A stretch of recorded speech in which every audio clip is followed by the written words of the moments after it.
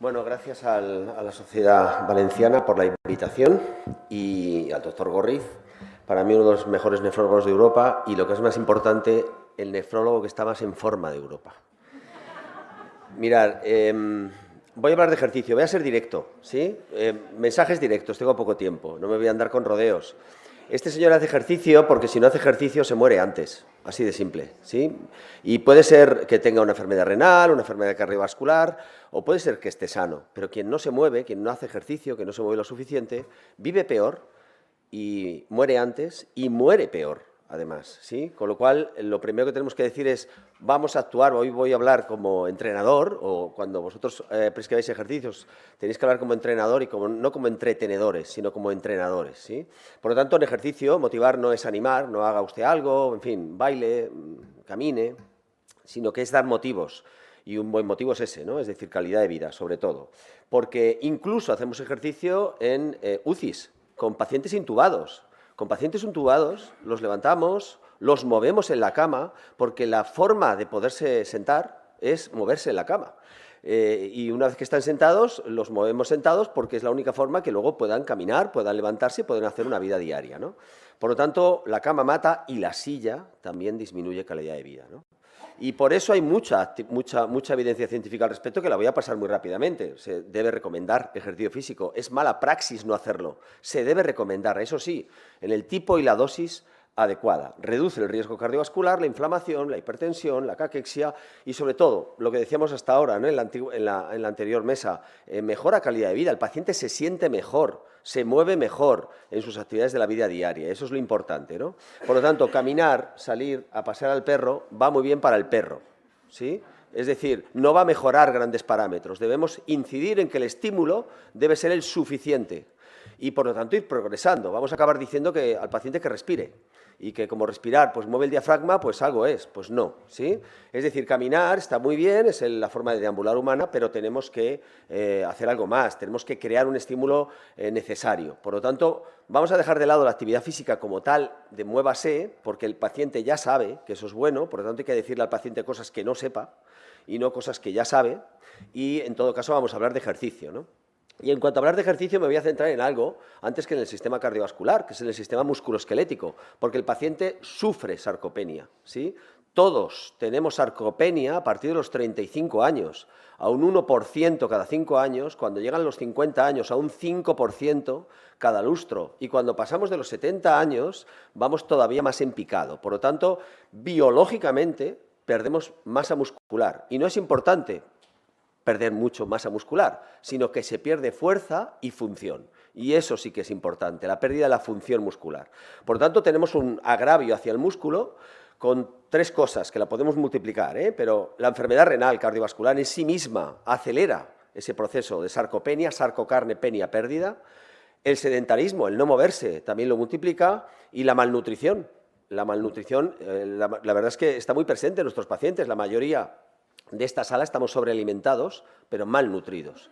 Por lo tanto, la idea es que hay que conservar el músculo, que nos lo da nuestra biología al nacer. Y si sabemos que a partir de los 35 vamos a irlo perdiendo, y multiplicando esa pérdida con todos estos factores, hemos de cuidar mucho ese músculo. Porque fijaros todo lo que pasa en la sarcopenia, pasan muchas cosas, las voy a pasar muy deprisa, pero no es solo pérdida de masa muscular. Sobre todo es pérdida de masa, de fuerza y sobre todo de función, porque hay una infiltración de grasa. Hoy el doctor Escalada lo ha dicho bien claro, hay una infiltración de grasa, esteatosis muscular, que crea un estado de glicolipotoxicidad. Por lo tanto, el paciente no es capaz ni de aclarar bien la glucosa ni de metabolizar bien los ácidos grasos. Hay un cambio de penetración muscular, pero sobre todo, a mí me interesa mucho esto, porque no tiene mucho que ver con la masa, es que denervamos nervio muscular. Es decir, lo que va a pasar es que, aunque exista esa masa muscular, está denervada y, por lo tanto, no somos capaces de utilizar ese músculo aunque esté, ¿sí? Por lo tanto, primero se va a producir esa pérdida de fuerza y más adelante se va a producir la pérdida de masa. Por eso nos podemos anticipar muy fácilmente haciendo una prueba de fuerza al paciente y viendo que si está perdiendo fuerza, a mí no me hace falta ya saber que este paciente ya tiene sarcopenia o presarcopenia. Y no lo tengo que medir con los test de mayores de 65 años, porque todo el mundo se mide la sarcopenia con test para mayores de 65. Pues no, ya hay test para personas con 20, con 30, con 40, con 50 años, que nos pueden estar diciendo que para esa edad está con un proceso de sarcopenia, ¿no? ¿Y dónde perdemos más masa muscular? En las piernas. ¿Por qué? Porque tenemos un 65% aproximadamente, entre un 65 y un 68% de masa muscular en las piernas. Por lo tanto, es importante para luego establecer qué ejercicio es el más principal, que va a ser el de piernas, ¿sí? El de fuerza de piernas, porque perdemos mucha masa muscular en las piernas, además de fibra tipo 2, de la fibra más rápida, y por eso hay muchos pacientes que son capaces de caminar largos recorridos, pero cuando se tropiezan son incapaces de adelantar la pierna y por lo tanto caen con su riesgo de fractura, de encamamiento, de mayor atrofia.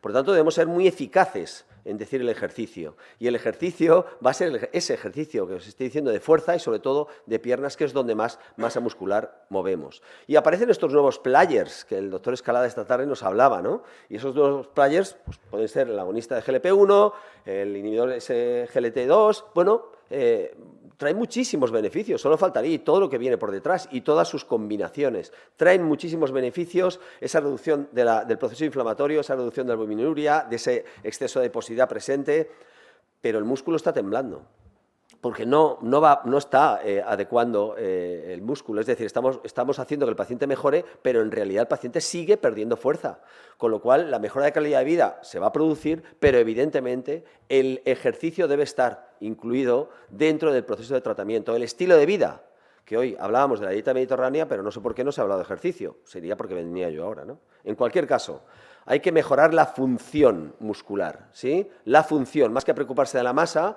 incluso de la fuerza, vamos a preocuparnos de la función. Ahí tenéis a María con 104 años preocupándose de su función muscular. Eso es lo que el paciente nota. Entrenar al músculo es una necesidad biológica. No es que venga yo aquí a deciros que hay que entrenar el músculo, es que es una necesidad biológica. Use it or lose it. Lo que no se usa se pierde. Por lo tanto, debemos usarlo. Lo que pasa es que en esta civilización en la cual vivimos, cada vez nos demanda menos usar el músculo. Entonces, cada vez las personas usan menos el músculo porque no lo necesitan para su vida diaria, hasta que notan que no se pueden levantar de la silla. Entonces ya hay un problema instaurado. Debemos educar a las personas y a los pacientes y también al profesional sanitario que hay que moverse como una necesidad, ¿sí? Es decir, que no es que... No, estamos en una civilización que es necesario hacer más de lo necesario, ¿sí? Por lo tanto, no ajustemos a nuestras actividades diarias lo que nos movamos porque vamos mal y llegaremos a un mal momento. Mirar, el tipo de ejercicio que hay que hacer está claro. La acción tiene que ser aquella acción que el paciente hace en su vida diaria. Levantarse, levantar y transportar o mover. Solo con eso el paciente mejora en sus actividades de la vida diaria. Tenemos que imitar esas acciones de la vida diaria, sin más. No hay que inventarse ejercicios, no hay que inventarse cosas raras. Luego podremos llevar al paciente o reconducirlo hacia métodos, yoga, pilates, lo que tú quieras. Pero en general es muy simple hacer las acciones de la vida diaria, que son empuje de piernas y empuje y tracción de brazos, poco más, ¿sí? Solo si mides puedes gestionar. En la mesa anterior se decía, ¿no? Había problemas con esos cuestionarios autoinformados, que claro, son muy subjetivos. Debemos medir. Estamos hablando que lo que primero que se pierde es la fuerza y la función, por lo tanto, midamos la fuerza y la función. Hemos dicho que sobre todo se pierde de piernas, pues midamos la fuerza de piernas, eso sí, de simples, ¿no? Hay baterías para todo esto, podemos hablar de la SPPB, que nos está midiendo básicamente test de equilibrio, test de velocidad a la marcha en 4 metros, el paciente puede caminar a ritmo normal o rápidamente, o el test de levantarse de la silla. Yo estoy en un grupo donde estamos validando el test de levantarse de la silla en una sola repetición. De forma que yo sé, a la velocidad que se levanta el paciente, sé si tiene un proceso sarcopénico o no, si está perdiendo fuerza o no. A día de hoy, lo que está validado, esta batería sería un compuesto, pero todos sabemos cómo estamos en consulta a nivel de tiempo, y si alguien me dice, bueno, de estas tres, ¿cuál es la que consideras más importante? Lo tengo claro, levantarse de la silla. ¿Por qué? Porque es una actividad de la vida diaria y además la podemos testear. Además hay tablas. Fijaros esa tabla que es a partir de 20 años, establecida por género, mujer, hombre, y a partir de los 20 años, con unas medias de segundos para levantarte 5 veces de la silla. Es simple. Levántese usted lo más rápidamente posible 5 veces y medimos el tiempo. No tengo más que añadir. Es decir, si yo con 20 años estoy tardando menos de 5 segundos... o sea, si estoy tardando más de 5 segundos, pues ya tengo sarcopenia con 20 años. No tengo que esperar a no poderme levantar de la silla con 65, ¿no? Mirar, os traigo un ejemplo, Marga, de 78 años, justo antes de pandemia, le hicimos el test de levantarse de la silla y solo podía levantarse una sola vez. Bueno, era todavía autónoma, no era dependiente, pero solo se podía levantar una sola vez. A Margaret le hicimos 10 sesiones de fuerza de piernas, no solamente en el gym, que podéis ver ahí, también tenía ejercicios en casa, porque hay que hacer ejercicios sobre todo domésticos, que el paciente los pueda realizar. Hizo 10 sesiones, a una frecuencia semanal de 2 por semana, o sea, no es una cosa muy difícil, ¿sí? 10 sesiones, 5 meses después, perdón, 5 semanas después, ahí tenéis a Margaret, ¿sí? Levantándose 5 veces en 7 segundos. 5 veces en 7 segundos, por lo tanto eso es la mejora de la calidad de vida. La paciente ya le puedes pasar un cuestionario y decir que cómo se encuentra, que qué tal, que si está feliz. Sí, lo está. ¿Por qué? Porque se levanta rápido. Y es más, si se tropieza, seguramente podrá adelantar la pierna rápidamente y tiene mucho menos riesgo de caída. Puede salir a la calle, puede caminar, puede subir escaleras, ¿sí? Y claro, ¿quién es el que dice que haga usted esto? Pues vosotros. Y vosotros, yo sé que habéis visto la tabla antes y habéis visto enseguida cuánto tardabais porque habéis hecho ese test y vosotros sabéis cómo estáis. Pero para aquellos que no lo hayáis hecho nunca, vamos a hacerlo, ¿sí? Vamos a hacerlo, mirad. Es algo muy sencillo. Que aquí tenemos un problema. Aquí, a ver, niños. A ver, las manos van cruzadas.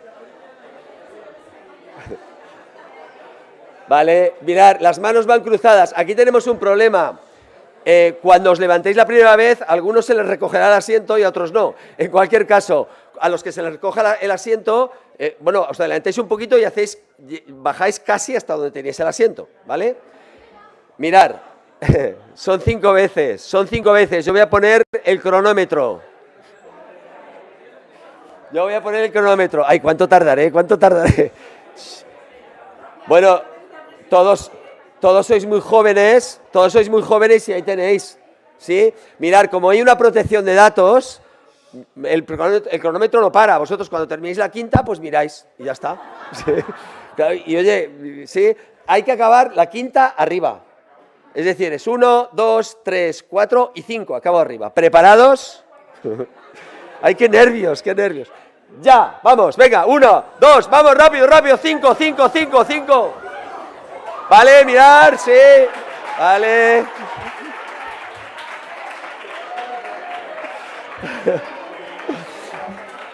Muy bien. Vale. Silencio, niños, que hago un parte rápidamente y aviso en casa, que os expulso de clase. Bueno, mirad, hay algunas aplicaciones que nos pueden ayudar. Esta aplicación es Power Frail, la podéis bajar y el paciente se la puede bajar y hacer no solamente puede hacer el resto de pruebas para valorar cómo está. No solo es eso, sino que además en función de ese resultado te está dando también algunos ejercicios, algunos entrenamientos que puedes hacer en tu casa. Sí, de forma simple. Power Frail, mirad, al final de la presentación, que la voy a acabar rápido, vais a tener un código QR. En ese código QR os he puesto vídeos, circuitos de ejercicio, el Power Frail, os he puesto un documento también de ejercicio intradiálisis, para que lo tengáis, bastantes cosas, ¿sí? Voy rápido. ¿Cómo entrenar fuerza en personas en pacientes con enfermedad renal cardiovascular? Primero, adaptar el ejercicio a la persona y no la persona al ejercicio, ¿sí? ¿Sabéis aquello de las dietas del cajón? Pues bueno, pues es justo lo contrario, ¿sí? Primero debemos valorar a la persona, hay muchas variables personales y luego atender a la variable enfermedad. Por tanto, siempre adaptar el ejercicio primero al contexto personal y luego al escenario patológico que el paciente presente, ¿no? A partir de ahí, ser muy empáticos, pero también asertivos, ¿no? Es decir, hay que entender al paciente, todo su contexto, de ahí vienen esas preguntas que decían antes, a nivel personal, cómo se encuentra, se mueve o no se mueve, en su casa, y intentar adaptar el ejercicio a eso. Y luego ser asertivos, no, yo ya bailo, yo ya camino, yo ya hago, es que no paro, bueno, ya. Pero además de todo eso vas a hacer lo que yo te diga ahora, ¿sí? Que son estos 2 ejercicios o este circuito. Más no es mejor, eso es un error en ejercicio. Más no es mejor, ¿sí? Mejor es mejor. Vamos a ver qué podemos hacer con una dosis mínima eficaz que provoque resultados en el paciente. Por lo tanto, en ejercicio no se trata de entrenar más, sino mejor. Y más en paciente con patología. Vamos al principio de Pareto. Con el 20% del esfuerzo vamos a intentar lograr el 80% del resultado, ¿sí? Por lo tanto, vamos a hacer que el paciente empiece. Un primer paso tal vez no te lleve donde quieres, pero te saca de donde estás y el paciente necesita eso. Tenemos los pacientes muy sedentarios, muy sarcopénicos y sarcopénicas, por lo tanto, vamos a ayudarles a mejorar su calidad de vida. Y sobre todo, con algo tan importante como que termine lo que empiece. Por lo tanto, vamos a hacer un programa de ejercicio muy sencillo que pueda realizar en domicilio, que lo pueda realizar en poco tiempo y con muy poco material. Empecemos por eso y si el paciente es capaz, debe serlo, de hacer esas cosas, incluido el paciente encamado. Os voy a poner circuitos al final en pacientes encamados. Por lo tanto, no estamos hablando solo en domicilio, estamos hablando también intrahospitalario, ¿eh? Por lo tanto, vamos a crear algo que funcione y luego ya lo mejoraremos. En cualquier caso, fijaros que la dosis mínima eficaz nos dice que sesión breve, con 5 minutos podemos lograr muchas cosas. De hecho, ya hay estudios que con 1 minuto de ejercicio diario en adultos mayores ya hay resultados significativos. Fijaros hasta qué punto hemos llegado de sedentarismo, que con 1 solo minuto mejoramos parámetros. 1 solo minuto al día. Dices, ¿qué puedo hacer en 1 solo minuto al día? Ponte a hacer burpees y ya verás tú al minuto lo que me cuentas, ¿sí? Por lo tanto, no es el minuto que está, sino qué es lo que haces ahí dentro, ¿no?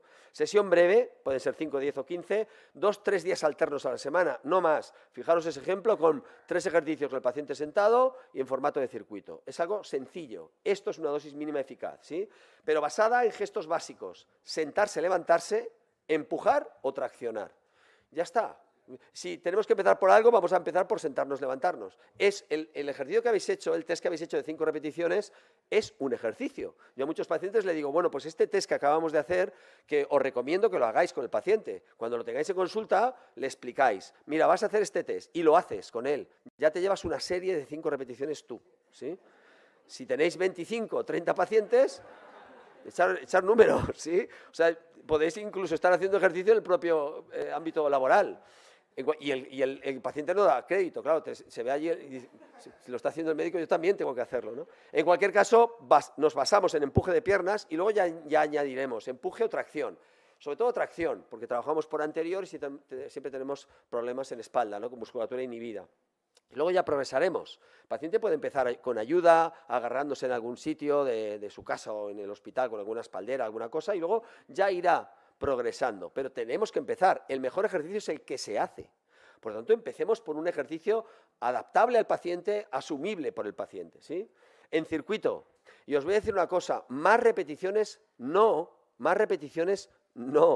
pocas repeticiones ejecutadas a la más alta intención de velocidad, porque tenemos esa denervación nerviosa, por lo tanto, no me sirve la pesita rosa a 30 repeticiones. ¿Me puede servir en la primera semana o segunda semana para educar al paciente? Sí, pero el ejercicio eficaz es aquel en el cual hago intervenir a las fibras tipo 2X, que son las que primero pierde el paciente y primero perdemos todos. Por lo tanto, es un error hacer más, hay que hacer mejor. Y basándonos en ejercicios simples, como puede ser sentarse y levantarse, hay que hacer pocas repeticiones, pero lo más rápidamente posible. Y luego dejando el suficiente descanso para el siguiente ejercicio. Por lo tanto, no fatiguéis al paciente. La fatiga en el paciente, primero, no es adherente y tampoco fisiológicamente nos interesa. Se crea acúmulo de lactato, todo va peor, ¿sí? Por lo tanto, sin fatigar al paciente, ejercicios sencillos, pocas repeticiones, hechas con alta intención de velocidad y con mucho descanso, ¿sí? Si el paciente puede tener alguien que le ayude, hombre, si tiene un supervisor, un entrenador, un fisio, un médico rehabilitador, solo faltaría. Siempre que haya un profesional asesorando, lo puede hacer más fácil, lo puede hacer más motivante, puede hacer que le guste, lo puede hacer enganchar. El gran problema es que no tenemos esos profesionales en la mayoría de hospitales. Los hay, pero bueno, pues se les echa en falta todavía, ¿no? Tanto al médico rehabilitador, que haya suficientes médicos rehabilitadores, fisios o profesionales de las ciencias de la actividad física y del deporte que también puedan intervenir en llevar la dosis, ¿no? Y eso sería más motivante. Pero esto es la fábula de Yuppie, ojalá lo tuviéramos, ¿no? Vales lo que creen que vales. ¿Por qué os digo esto? Sois los profesionales que tenéis que asesorar al paciente. Para parecer un experto hay que ser un experto en parecerlo, ¿sí? Por lo tanto, no solamente hay que serlo, porque uno llega a su casa y sabe lo que es, pero los demás te valoran por lo que ven, ¿sí? Por lo tanto, cuidado, porque yo me muevo en el mundo de las metabolopatías y tenemos un 70% de los profesionales con cierto grado de sobrepeso y obesidad, que no significa nada. Ese profesional puede tener una causística, sabéis que hay un gran estigma con la obesidad, pero sí que es cierto, fijaros en estudios que tenéis ahí, que sí que afecta a la adherencia del paciente. Le resta credibilidad al profesional cuando está tratando a un paciente en un estilo de vida que parece que él no lleve o ella no lleve, ¿no? Con lo cual, hay que valorar que si le hacemos algo sencillo al paciente, dosis mínima al paciente, qué mínimo que le hagamos nosotros también, porque solo creyéndonos nosotros lo vamos a trasladar a nuestros pacientes. El 60% de los médicos están prácticamente 7 horas sentados al día.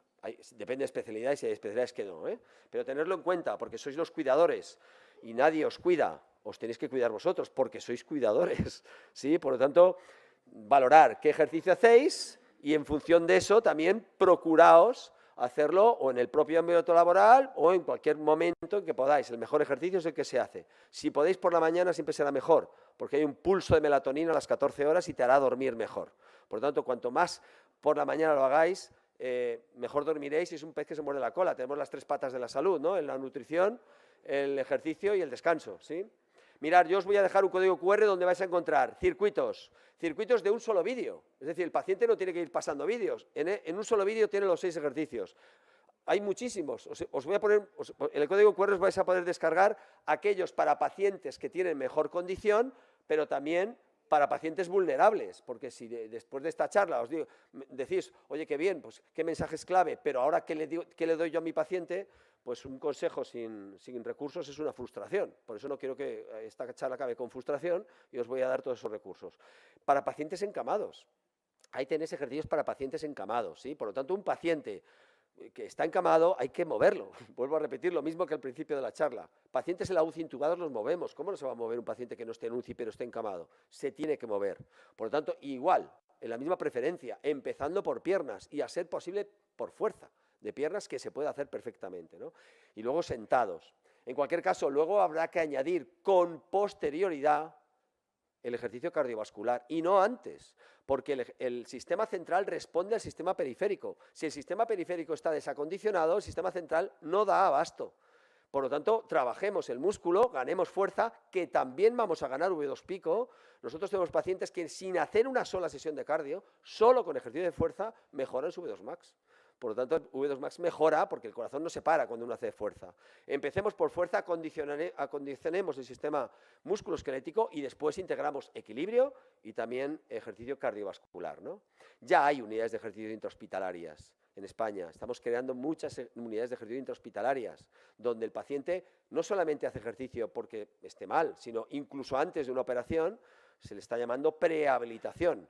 ¿Por qué? Porque cuanto más prehabilitemos, menos rehabilitamos, ¿sí? Por lo tanto, la prehabilitación es otro mensaje clave también que quiero dejar. Prehabilitemos a las personas para que no se conviertan luego en un paciente crónico que tengamos que rehabilitar. Si lo tenemos que hacer, solo faltaría, ¿no? Pero falta esa cultura de la medicina preventiva. Y por último, os dejo algunos ejemplos de ejercicios intradiálisis, ¿no? En la Fundación Renal. Íñigo Pérez de Toledo, que tiene diferentes clínicas por España, integran el ejercicio intradiálisis a los pacientes. Y por eso os dejo también el manual que ellos ofrecen, donde se establecen muchos ejercicios que os pueden servir, ¿no? Como todos estos que veis aquí. Termino. La mejor actitud es hacer.